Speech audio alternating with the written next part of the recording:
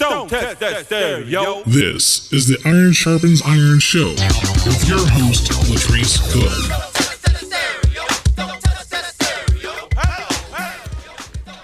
Good afternoon, KAZI listeners. You are tuned into the Iron Sharpens Iron Show, and I am your host, Latrice Cook. On this wonderful Wednesday afternoon, back in the studio after a long hiatus for myself and for the staff. It has been wonderful. Didn't talk to you all since the Thanksgiving holiday, got into the new year, and Happy New Year to each and every one of you who I have missed. Definitely being able to speak to you and talk about issues, news, information, and resources that are provided for those persons who have previously been incarcerated and their families. As you know, the Iron Sharpens Iron Show specifically speaks to the needs and the resources and things that are specifically for this population and their family. And many times we go and we start talking about those, not only talking about those issues, but we also bring people in who have lived experience and who have experienced up close and personal the criminal injustice system. So this is the show that is specifically designed to address those issues and those persons who have experienced the incarceral system, and not the incarceral system solely, but also those persons who provide resources to the people who have experienced incarceration in our state, in and around the country. So I just have to do some, I have to do some laundry, just get some things out. I have to say again, Happy New Year to all the listeners and the supporters of KAZI 88.7 FM, a wonderful station full of volunteers who are giving their time tirelessly to bring you news, information, and even music to help things to make your day go just a little bit better, and for you all to get the information that you need as the community members of Central Texas. And so please support the radio station. Shout out to my family members in this new year, my wonderful, beautiful daughter, Samira, who celebrated her birthday the day after Christmas while I was trapped in the airport and couldn't get up out of the airport. I was one of those Southwest persons who had all the issues. And so my luggage went to California even when I didn't. So, hey, but that's been restored. And hopefully one of these days I'm going to get all my money back on some tickets that we got. So just glad to be back. How much have you all thought about, as the legislative session just started on yesterday, and so all of our politicians and all the people who have to do with our laws and all this thing have just embarked into the Austin area, and how much have you thought about in this new year how many things have not changed for people who have experienced prison, or for those people who are going through the court process? How much has not changed? All the advocacy work, all the energy that is spent on dealing with issues of police misconduct and excessive sentencing and all these things that happen to people as we come into 2023. And after me doing this work for 19 years, how much has really changed for this population of people and their families? And not only that, what are you doing to ensure that this system doesn't continue to incarcerate minorities at an alarming rate and unjustly apprehending people and keeping people in the jail system pending court for an inordinate amount of time? What are you doing to ensure that these things really change? Are you registered to vote so that your voice can be heard from at least that perspective? 512-836-2887 is the number for you to call in and join into this conversation. Shout out to the Mail Center and all of those people who make our work be a little bit better. And we'll be answering your phone calls at 512-473-2525, 512-473-2525. and our number here at the station, 512-836-2887. We are waiting for your call to join into this conversation, because I definitely have the flavor in the studio this afternoon. Wouldn't do it any other way.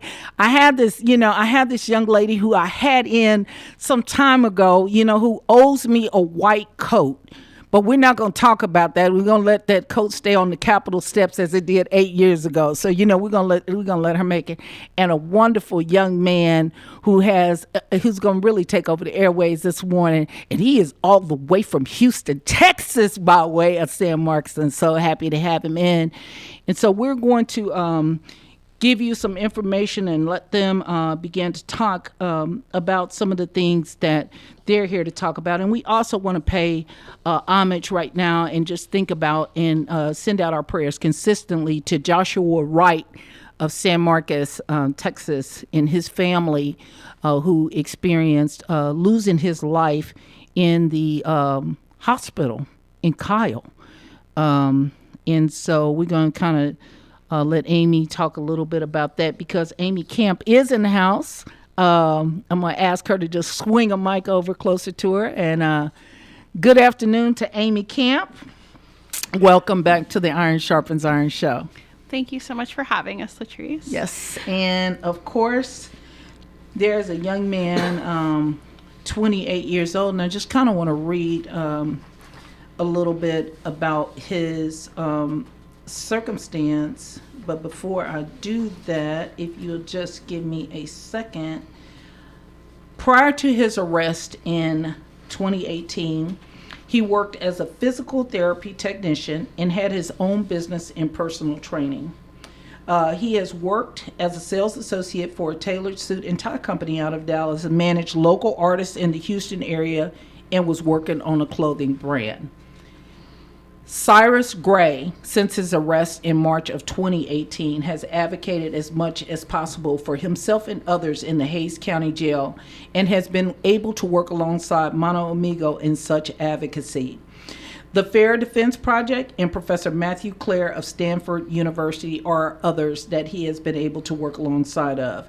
He has an article being published by the Harvard Law School Inquest and has spoken multiple times at Hays County Commissioner's Court hearings and once at the Capitol in front of the Criminal Justice Committee. Welcome, Cyrus Gray. Thank you, Latrice. It's good to be here. Well, so glad to have you. I'm going to have you all eat the microphones. You'll need to get up just a little bit closer so you all can eat the microphones. Definitely want to say that I'm glad to have you here this afternoon. I kind of want to give a little bit of statistical information about the Hays County Jail, and then I'm going to have Amy to come in before you, Cyrus. As of July last year, 562 people in jail were held with no conviction. The average length of stay was 104 days, with 4.3 having no conviction for more than 3 years. As of November 20th, more than 80% of the jail population in Hays County is being held at pretrial. And in November, the county approved a contract for its first public defender's office, and that's a great thing. But I'm bothered by the statistics of Hays County Jail. Since we've talked last, how has that changed? I mean, unfortunately, I would say that it hasn't changed. And even though, we're excited about the public defender's office coming in, they're not going to have the capacity to take all of the cases in Hays County. And so I think they're going to take like 30 or 40%. So, I mean, that's a lot of cases where we're still relying on a court-appointed attorney system that simply does not work. And I mean, Cyrus is a victim of that court-appointed attorney system. And so, we're doing what we can, and we're going to continue doing what we can. But I feel that the only way that we're really going to change this system is by building our power. Because right now, there's like a small group of people who are very dedicated to working on these issues. But, we're going to need the support of the entire community to really make a significant and lasting change here. So Amy, also, let's kind of just move towards Cyrus's case before I bring him into this conversation to talk about who he is and all this. As of right now, do you feel like, based on the fact of him being out and all like this, are you receiving now more support for the innocence and just the innocence of Cyrus than initially, since you've educated the community so much, as well as himself educating the community about who he is and stuff? Do you really believe that people have now seen him and embraced that now that they've seen him, he's not in the orange suit, he's not a number? Has that mattered? Yeah, I always thought after, I got a chance to know Cyrus while he was in jail, that he would be his strongest advocate, Obviously, Cyrus did an incredible job, advocating for himself and others in the jail, which, I think is just remarkable. I don't think most of us, if we went to jail, would be able to do a fraction of what he did. And so I just knew, if Cyrus was able to get out on bond and he was able to speak for himself and people were able to meet him, see like the genuineness of his personality, that they would understand like why we were advocating for him so fiercely. And I do feel that has happened. I do feel that we have been able to get so much more support, and just, again, Cyrus being able to speak for himself, being able to communicate with the media directly, all of those things are so important. And it's frustrating that the jail is even allowed to restrict people who are incarcerated from speaking with the media, from appearing on TV. It seems like a real violation of someone's First Amendment rights. Again, somebody who has not been convicted of any crime. Accused by the police for the death of a Texas State student just engaged in 2015, Cyrus has spent almost 5 years in Hays County Jail with no conviction. In November, he posted bond and was waiting for his retrial after the last one ended in a hung jury in July. What was your life like before all of this happened, Cyrus?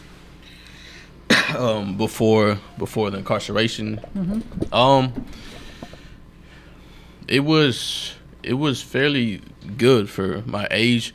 I mean, the things that I was involved in, I was on a trajectory to become very successful at this point in my life. So, I mean, just my career path, my job. I was the youngest person at the clinic and the only black person at the clinic. So that was a huge thing for me personally.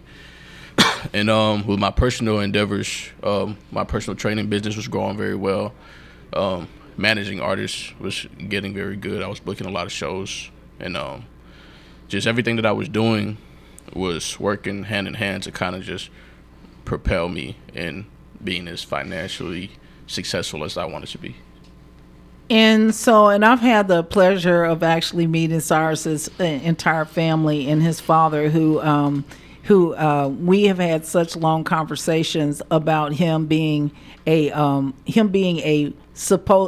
was gonna go to law school and did not, and but he asked so many good questions and had so many good things to say. So Cyrus, I know that the people that actually had in your care, who had you in their care and custody and raised you, are people of definitely integrity and lots of knowledge and stuff. So to a great extent, you are a different type of inmate, if I can say that.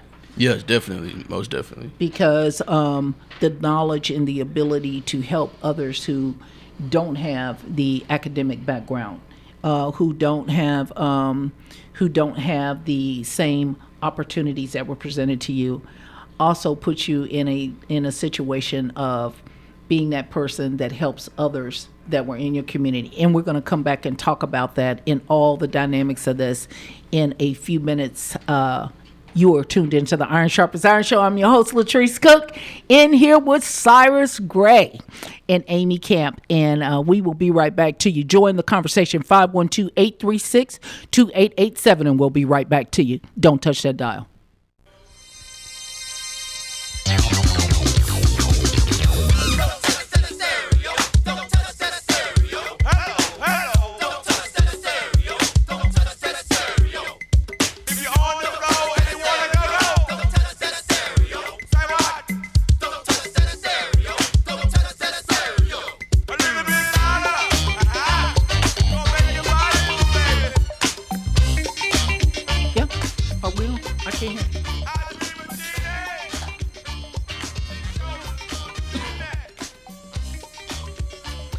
And we are back. You are tuned into the Iron Sharpens Iron Show, and I am your host, Latrice Cook. 512-836-2887 in the studio this afternoon with Amy Kamp of Hays County Jail Advocacy and actually the infamous Cyrus Gray. All I can say is that, you know, he's from Houston, and that's important to me. But in the San Marcos area, Cyrus, as we were going to break, you know, we talked about what, you know, how you came to be a celebrity, you know, right, is because of an accusation that happened back in 2015, spending 5 years in Hays County Jail.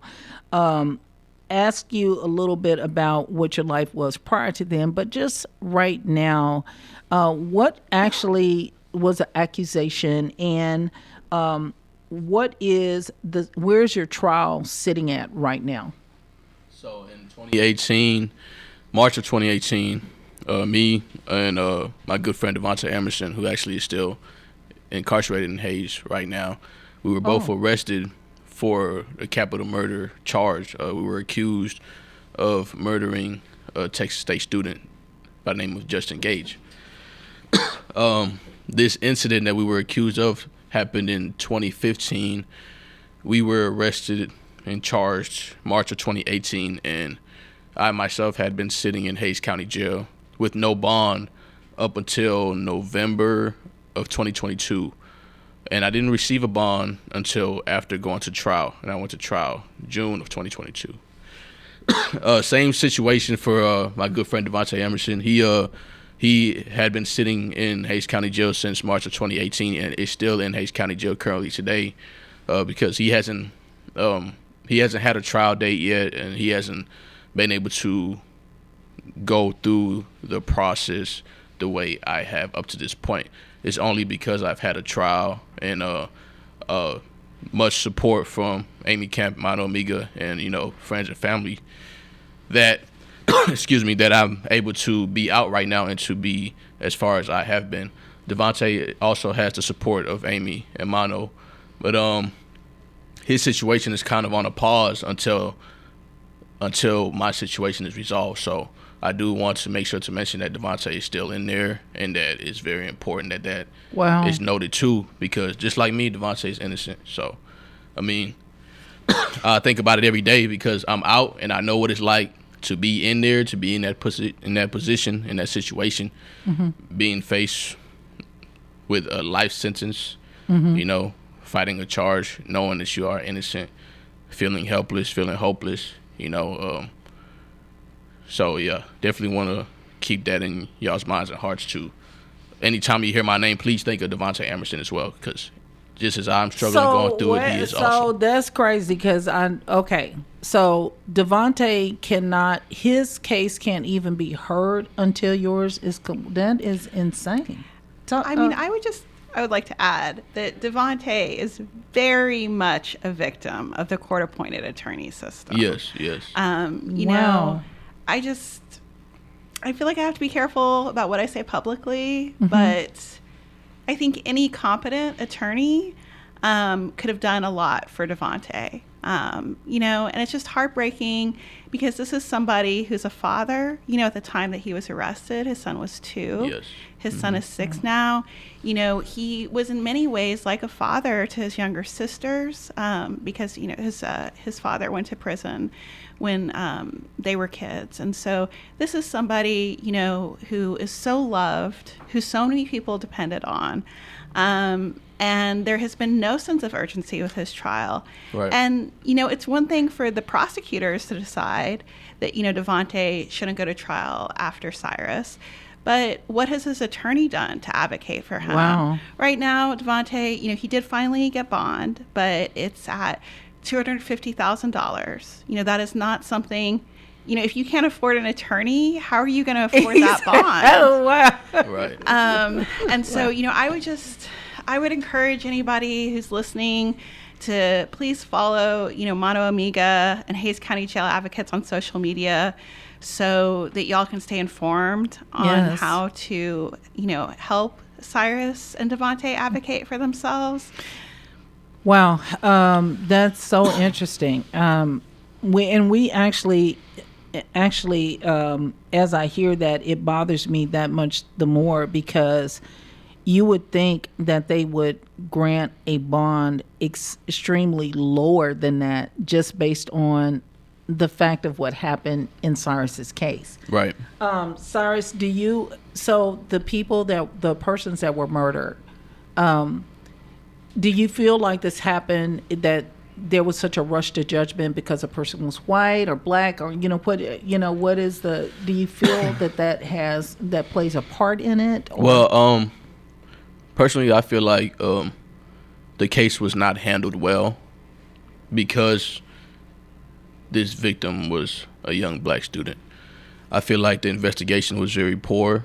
I feel like they kind of cut corners, and they didn't do a thorough job really just looking into the situation, because of who the victim was. He was black. There was so much during my trial that were basic things that you would expect any detective to do in investigating a murder case, that when asked if they were done, the responses were no, we didn't think about that, no, we didn't look into it, no, and just like it's disheartening. It's ridiculous, because had this victim not been a young black college student, all these things would have been looked into without a doubt.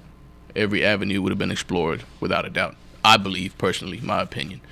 So, what is going on? What is happening with you right now? What is your, just on the criminal aspect, and then I want to go to some other things. What is the trial sitting like right now? What is to be expected? What's to come for you? So, as of now, I have a trial date set for February 21st. I'm unsure of if that trial date will happen, or if I'll get reset for another date, or what's going to happen at this point. But that's the date for now at this point. And so the whole case will be retried? Whole case will be retried, yes, ma'am. That is insane. Yes, it is. How has being in prison for 5 years changed you from the person you were going in to the person you are today? I mean, it's changed me a lot in certain ways. For one, I was very ignorant to the criminal legal system, very ignorant to being an inmate, just injustice that takes place in the system, very ignorant to dealing with attorneys, and just knowing how to articulate myself in a courtroom, things like that. And I had to really force myself to pay attention and to learn as much as I could very quickly, because, I mean, my life was on the line. But not so much just my life, my good friend Devontae's life was on the line, So in that aspect, it changed me a lot, just learning as much as I could about motions, about the proceedings, about court-appointed attorneys, just understanding what was being said to me when I would have a meeting with an attorney. So I know that this person is not trying to manipulate me or take advantage of the fact that I don't know any better, So, I mean, and through the process of really just trying to educate myself, using resources around me, it changed me a lot, because now I see the system with a different set of lens. Yeah, you see the system for what it really is, and what it really doesn't have, and what really can happen to you while you're in these little, hellhole pits. Right. Basically, people believe that jail is, that you're in a much more safer place than if you're in prison. But I really don't feel like they understand the danger of rural Right. jail things. And I want you to speak about that because, as you know, we have had a murder that happened at the hands of the police and at one of the officers who Right. you encountered in jail. And talk about Right, that. right. Well, jail is actually, in most people's opinions, far worse than prison. You have a lot of people that are sitting in jail that will hurry up and plea out to something, whether they're innocent, guilty, or not, 'Cause they just wanna get because out. they want to get on with the process. Is for them, it's better to deal with this in prison, do my time, I'll get home faster than I will sitting in this county jail fighting my case. Especially for a county like Hayes County, it's a lot of injustice. There's a lot of prejudice in there, towards people like myself, not just in the jail, but in the courtrooms as well. I mean, just from my experience, one of the first things that was told to me when I was arrested and they asked me what I was here for, they're like, oh, yeah, get comfortable. You're not going nowhere. You're not going home. That's something that you'll hear all the time. Guards will encourage you, hey, man, if they offer you 30, if they offer you 45, despite what your charge is, despite if you're innocent or not, hey, you better take that. If they offer you 20, you better take that. You know nothing about this individual's case, position, or anything, but you're promoting the idea of taking a conviction. And the majority of people in there, I mean, once you've been arrested, accused, and charged, in their eyes, you're guilty. You are guilty, and there's nothing you could tell them otherwise. You're guilty until you go to trial and prove your innocence. And I think that's just crazy because it's supposed to be you're innocent unless proven guilty, but that's just not the reality of the situation when you're sitting in that jail fighting a case. Everybody believes you're guilty, as far as the people working there, even down to the medical staff. A lot of the people, like, they'll look at you and treat you as if they were there when what you were accused of happened, and they saw you do it. Like, they know for facts that, yeah, you did it. You're going down. Don't think anything good is gonna happen. Like, the conversations are very daunting. It's very discouraging, and it's even worse for those individuals who don't know any better, who may not have any form of education or even the drive to look into things more, or the know-how to know where to start to look into things to better their situation. Because, I mean, I witnessed so many people get mishandled and get convicted cruelly and treated bad just to find out at the end that it was not what it seemed at all. They had been manipulated by their court appointed. They had been manipulated by a prosecutor. They had been manipulated by jail staff, and just so much negativity, so much going on to encourage you to take a conviction, whether they have something on you or not, whether you are guilty or not. And it's just so much injustice involved in the situation. And not just that alone, I mean, just dealing with just the prejudice in the jail alone. I mean, I, for one, dealt with a lot of prejudice, dealt with a lot of situations with guards where guards treated me violently, where I was seen as a threat, I was seen as a monster. A lot of guards would tell me, you know what, Gray, you're too much of an influence. Like, these guys will listen to you if you tell them something. And just because of who I am naturally, I'm a kind-hearted person. I look out for people. If I can help you with something, I'll help you.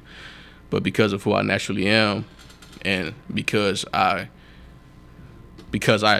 had a drive to educate myself more on what you could and couldn't do to me, and I spoke up for myself and for others a lot. Like, I advocated hard for myself and for others just because I learned, like, hey, you can't do this. Like, for one, just because I'm in here does not mean I'm guilty. I'm considered innocent. Like, you can't just handle me and treat me however you want, and I wasn't allowing that to happen. So for that reason, I was seen as a threat, a super bad guy. And there's a lot of situations where, I mean, a guard set me up to get jumped by some gang members. Yeah. And come to find out, this is the same guard that killed Joshua Wright in the hospital. So, I mean, just a situation like that is set on my heart because I've been to the hospital before. I mean, you're very restricted in shackles with your wrists at your ankles. I know what that's like. So that could have been me in that situation.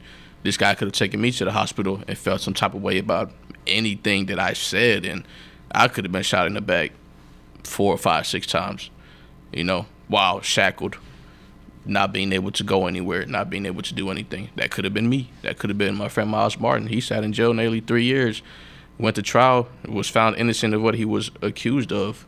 After sitting for 3 years. After sitting in jail for nearly 3 years, he lost relationships with his kids. He lost relationships with family members. He lost everything he had, which, the mature things you can get back, but that time that you lose with your children and the resources and the support, not everybody has support out here. So when you've gone through that process, just for them to say, oh, sorry, you were right, we got the wrong person. They don't offer you any support at the end of it. It's not like they're like, oh, you can go here, these people will help you deal with this, da-da-da-da. There's none of that.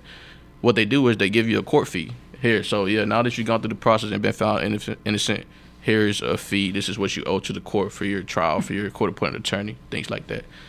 So it's like the whole system is designed to work exactly how it's working, in my opinion, for minorities and for people who aren't financially capable to really adequately defend themselves. As I listen to you and I'm hearing all of this, when you come through this trial, and you will, victorious, what is Cyrus Gray? What you gonna do?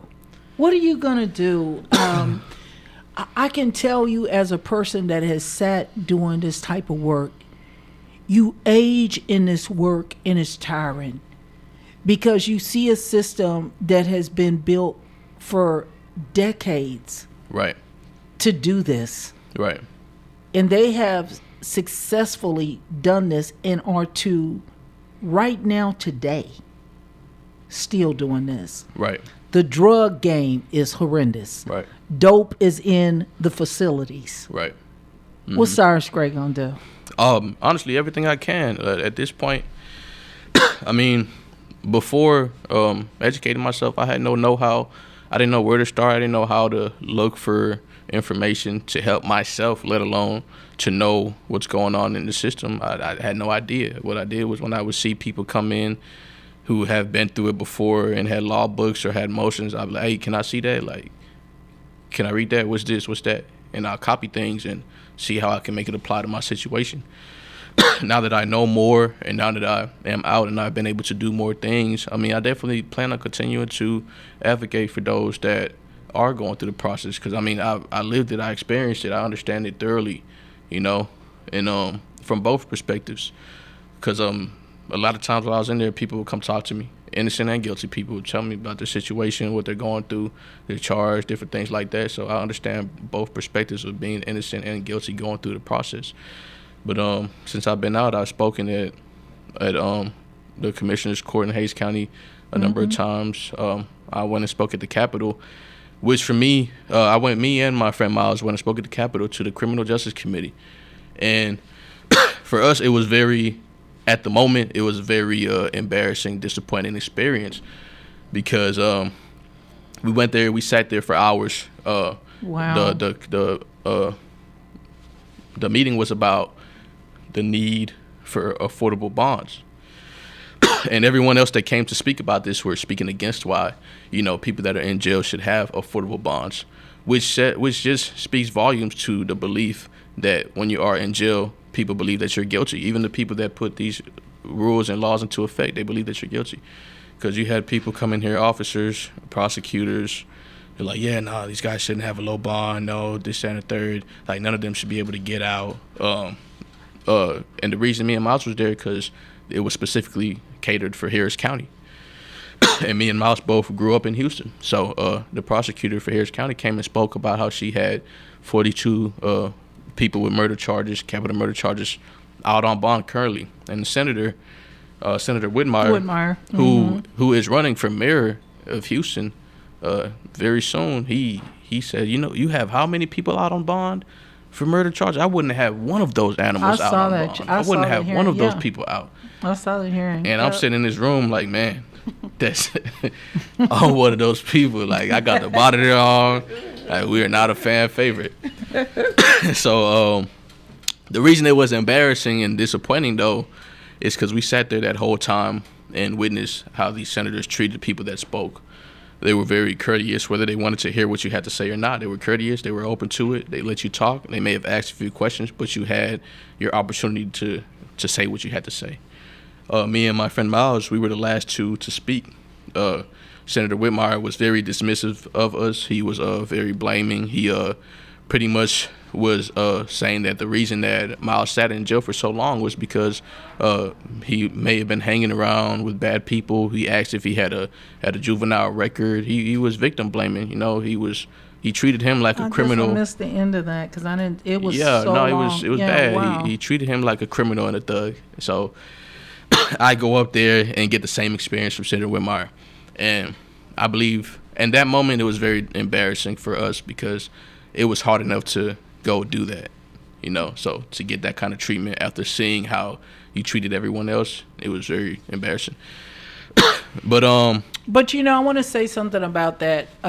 So I've known him for a long time, and people have raised him up to be the good Jesus of the criminal justice. Everything associated with criminal justice. He has been elevated to believe that he is the all-knowing and all-doing, and he's not. Well, what is Senator Whitmire really doing for the criminal exactly. justice system? That's the question you should ask. Exactly. Second, this is how this senator that plans on. We're constituents from Houston. From where he reigns, I guess. And this is how he treated the same people that he's going to count on to vote for him to be mayor of Houston. And, I feel like it just spoke volumes about his true feelings about these people that are going to vote for him in Houston and about the experience of those who have gone through the system. Because me and Miles are living testimonies of what the decisions that you, Senator Whitmire, and your colleagues make, the effects that it has on the citizens. Mm-hmm. And the fact that you were that dismissive and that, because really you were intimidated by the fact that these are two people that have gone through what we've implemented and they came out of it. Mm-hmm. And now they can tell the world how messed up what we've approved really is and how ineffective it really is, and how this is destroying lives for the innocent and lives of families of those that are guilty. Because when you're in jail, it's not just you that's in jail. Your family's in jail. Your friends are in jail. Anybody that cares about you a little bit is going through that process with you, and it's a lot of weight to carry. So, professionally, when you in the very beginning of this interview, we talked about some of the things that you were involved with, in clothing and fitness and right. Physical therapy and all like that. And apparently you are in great physical condition, unlike Miss Latrice, but that's a whole nother story. How does this change the trajectory of what you want to do professionally? Because that was embedded in you. So have you decided, I need to go to law school, like you're there, have you decided that, or are you just okay if you're in an advocacy seat, or is there some kind of professional? I'm definitely just okay to advocate as much as possible, to be a activist for civil rights, social justice, whatever avenue that takes me. As far as going to law school and things like that, I would be open to it. But honestly, my experiences with attorneys, I wouldn't want to be an attorney. I've had very bad experiences with attorneys. So it's like, for me. So why couldn't you be a good lawyer? And I could be. I believe I could be a good lawyer. I believe I could be a great lawyer. But lawyer. But it's very easy to be corrupted when you're around that type of energy. Politics corrupts very easily, and being a lawyer is a lot of politicking as well. And so don't leave out the advocates who and the activists who sit in places of advocacy, right, who become corrupt as well. Well, yeah, and who right. We have so many organizations that are right here in Austin where people have decided to sell out on marginalized community members' backs to get funded. Right. And so I think corruption is inherent in any industry, maybe more so in the political arena, because you have this power that is given to you to actually make laws and policies that that govern many people's lives. Right. And the thought of that power sometimes can be enormous. I want to read something real quick. Joshua Wright was fatally shot at Ascension Seton Hayes Hospital in Kyle on December 12th. He was taken to the hospital early that morning shackled. He went to the bathroom where he allegedly grabbed a sharp medical instrument and began running toward the hospital staff and civilians. He was then proceeded to be shot at least 6 times. One of those bullets going through his spinal cord and would have paralyzed him. The police continued to shoot even after he was down. The family just wanted the body cam footage to be released to see if it matches up with the story. Even after getting together at Hayes County Commissioner's Court in San Marcos, they announced that they would not release the footage. Right. So Latrice Cook just read this, unbeknownst to me that happened. This is the officer that you encountered personally, Cyrus. Right. What is the point of using millions of taxpayer dollars if they won't even use the body cam footage for the purpose of accountability? And Amy, what is the plans after hearing the news that they won't release the body cam footage? Well, I mean, I would say, first of all, the story about Joshua grabbing a sharp instrument. No. I think at this point, their story has changed so many times. And the lack of accountability just for their willingness to say whatever comes to mind, I guess. And then whenever they get caught out, they say something else. When the 3 of us were all at Commissioner's Court, Cyrus and I brought up the fact that the officer who killed Joshua Wright, Isaiah Garcia, had been returned to work. He was in the jail. And that was something that people who are currently incarcerated in the jail told us. But, whenever somebody... Is he still there?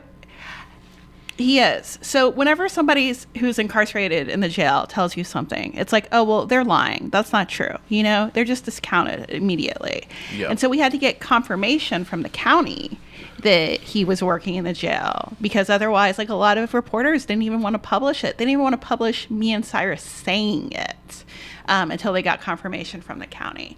But now the county's justification is he's not in direct supervision of the people who are incarcerated, whatever that means. I'm like, what does direct supervision mean? But I know that they can see him. So let me just give you some insight. So you can be not in direct supervision and still come into a tank, still mingle, socialize with the inmates in Hayes County Jail. From my experience, you can be in not direct supervision and still be in the tank, still talk to the inmates, still be face to face, still walk around the jail freely. You just can't engage actively. Like, if something goes wrong, you can't take action, or you can't be involved in. But you're still there around those. Oh yeah, inmates you're still around the inmates. You're still there. You can be right here, hand to hand, that close. You can still be there like that. So for them to say that, is just, I mean, me personally, it just exemplifies more and more how little they really care about the situation and about the inmates, the jail.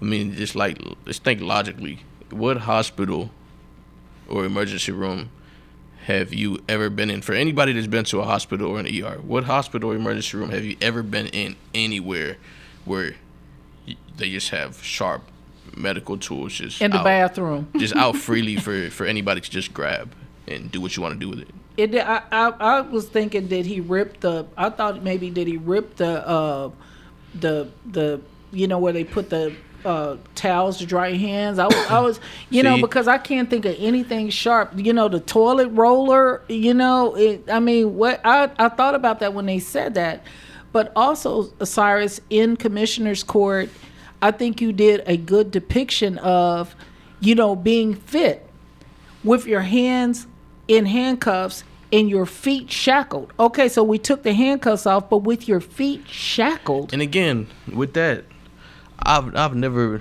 been to a hospital, and the people that I've spoken to that have been to the hospital, there hasn't been one situation where I went to the hospital while I was in jail where my hands were unshackled, whether I had to go to the restroom or not. So I don't know what was different or special about Joshua Wright, this individual who was already seen as a problem. You took him out of SAG.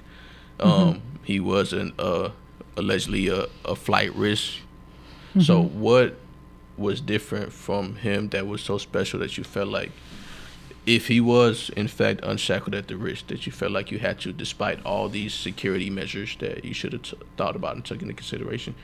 Because I've been to the hospital probably 2 or 3 times while I was in jail, whether I had to use the restroom or not, my hands were shackled.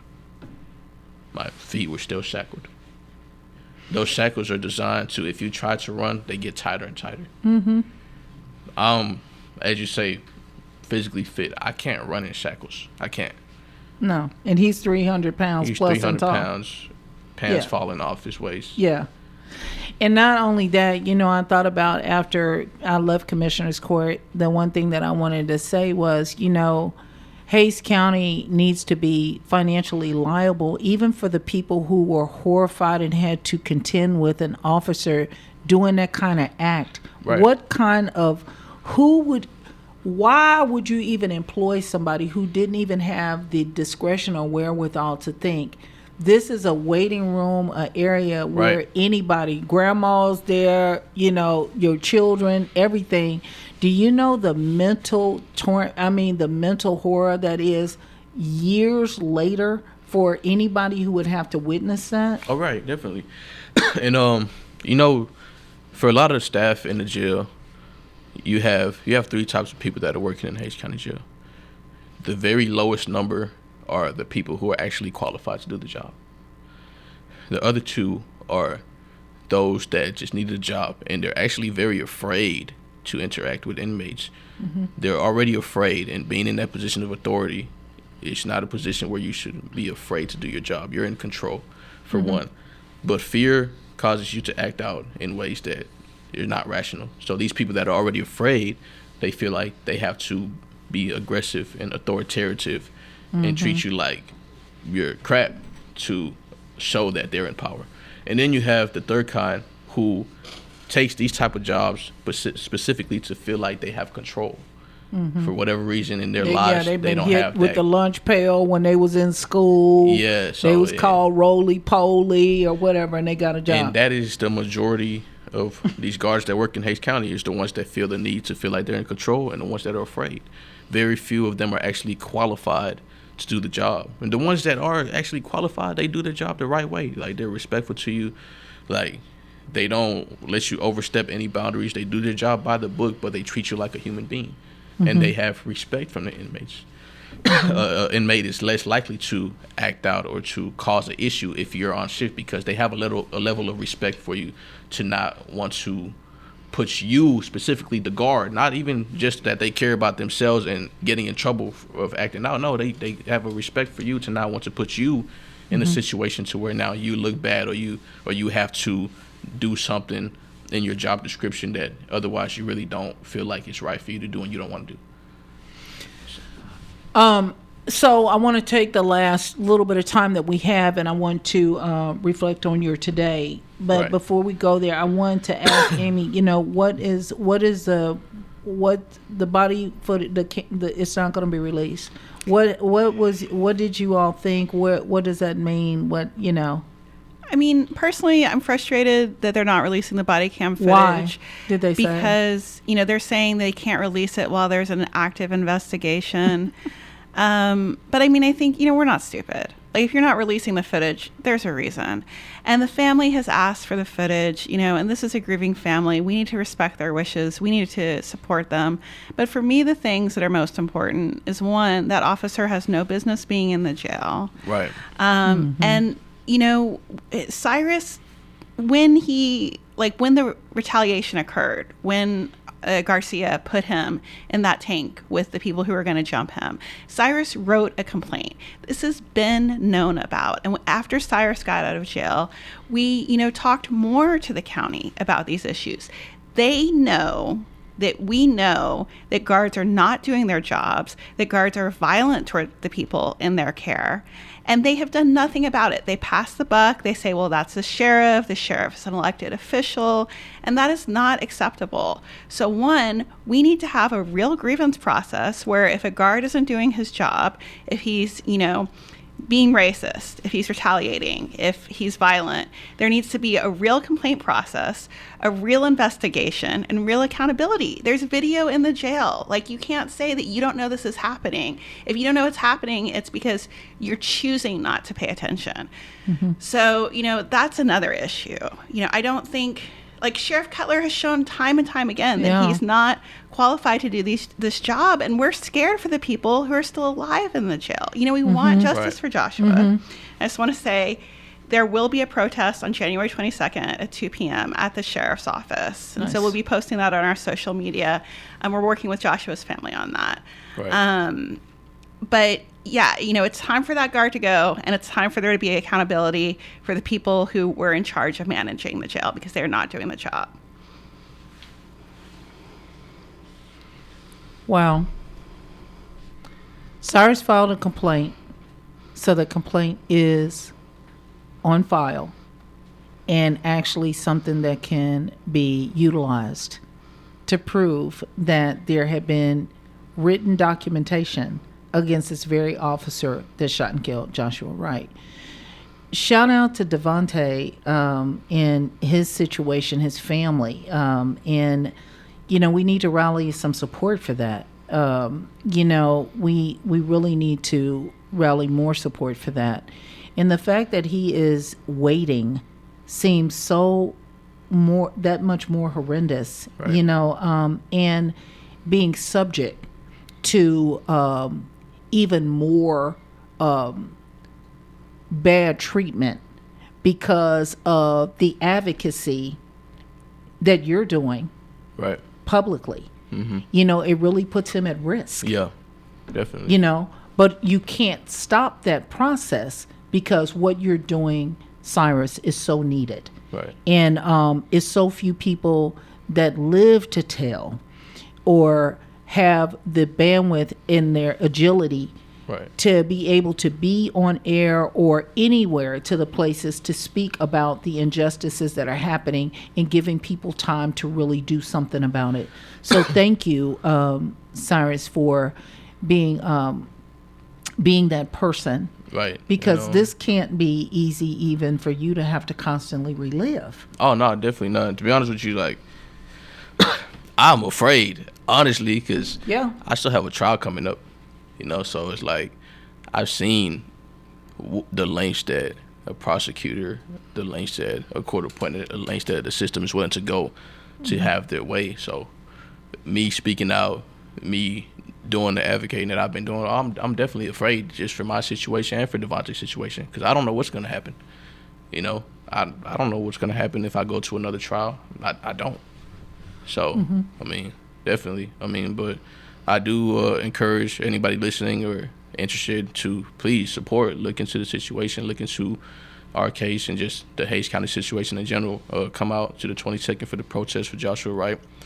And we are very open to donations because we need it. Yes, we need it. Yeah. 512-473-2525 is Melja's number, and we will be actually tagging, posting everything else, and actually doing an active campaign to raise funds to give over to the organization and the families that are working on these cases. It costs a lot to defend this. It costs a lot to just be in this work, and so let's be supportive of that. Just before we get out of here, any quick shout outs to any of your folks? You got any quick shout outs? Shout out to my mom, who's been here all the way 100%. I'm a favorite child. Don't tell the rest of my siblings, but shout out to Devontae's mother, his siblings as well, because they've been going through it hard. Shout out to Daniel Castillo, who is also out on bond. He sat in jail 7 years, and now he's out on bond. Shout out to my boy Miles Martin, who's an up-and-coming poet. So be on the lookout for that. He's actually very good. Shout out to Miss Latrice for having us here. And Amy Kamp, Mano Amiga. Shout out to all of you supporting, listening. and just everybody involved in my life experience. Because I mean, I couldn't be the man I am today without all of you. So shout out to all of you. Much love. Thank you. So you have been tuned into the Iron Sharpens Iron Show, and we have a couple of more seconds here. Not too many, according to the engineer, but you know, he doesn't run nothing. This is my show. Shout out to all of you all who have been supporting the Iron Sharpens Iron Show. Again, Happy New Year to you all. Please tune in next Wednesday at noon. We are here. We are available, and we want to hear from you.